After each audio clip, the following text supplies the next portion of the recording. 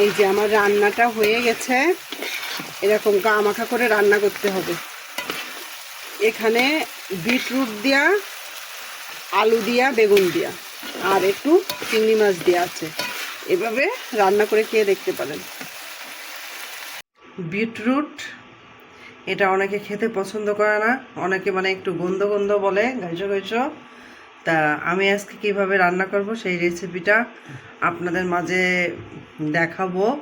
তা সুন্দর করে কাটাকুটির কাজ করে নিই। কি কি দিব? এগুলা পোস্ত পাটাতে নিয়ে নিয়েছি, এটা এখন বাটবো। এখানে পোস্ত বেটে নিয়েছি, জিরে বেটে নিয়েছি আর একটু রসুন বেটে নিয়েছি। আর বাটলাম না, পেঁয়াজ হচ্ছে গে এই যে কেটে রেখেছি। আর এদিকে যে একটু চিংড়ি মাছ নিয়েছি, এটা দিয়ে। আর এদিকে যে এই যে বেগুন কেটে রেখেছি ছোট্ট ছোট্ট করে, বিটরুট কেটে রেখেছি, এর ভিতর আলুও আছে। এটা একসঙ্গে খেতে পারেন, আশা করি খারাপ লাগবে না। এখানে চিংড়ি মাছটা ভেজে নিলাম, এবার নামিয়ে নেব। কড়াইতে তেল দিয়ে দিয়েছি, এবার তেলের উপর জিরে দিয়ে দিলাম। কড়াই যে রাগে গেছে, এই যে কিভাবে জ্বলছে। এবার এই কেটে রাখা আলু দিয়ে দিলাম। আলু আর বিট একসঙ্গেই ভাজি করতে দিব।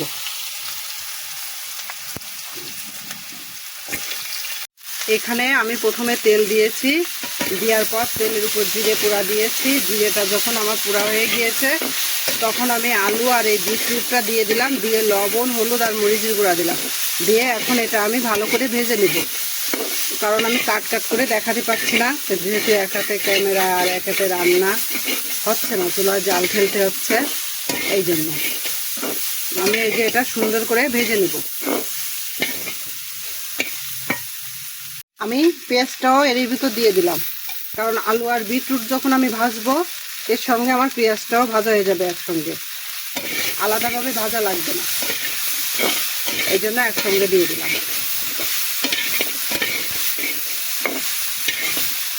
মশলা দিয়ে ভালো করে কষিয়ে নেব।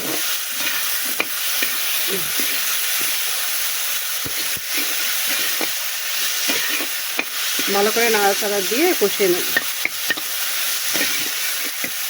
এবার কেটে রাখা বেগুনগুলো দিয়ে দেব।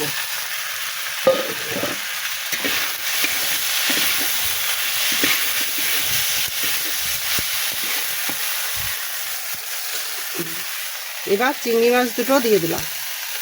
চিংড়ি মাছ একটু দিয়েছি শুধু স্বাদ করার জন্য। এবার আমি পরিমাণ মতো জল অ্যাড করব।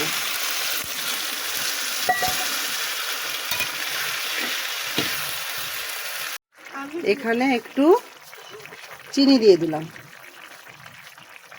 বেশি দেওয়া যাবে না, পরিমাণ মতো দিতে হবে। অনেক মিষ্টি মিষ্টি হলে তো আবার খেতে ভালো লাগবে না। হ্যাঁ না, এই যে আমার রান্নাটা হয়ে গেছে। এরকম গা মাখা করে রান্না করতে হবে। এখানে বিটরুট দিয়া, আলু দিয়া, বেগুন দিয়া আর একটু চিংড়ি মাছ দেওয়া আছে। এভাবে রান্না করে খেয়ে দেখতে পারেন।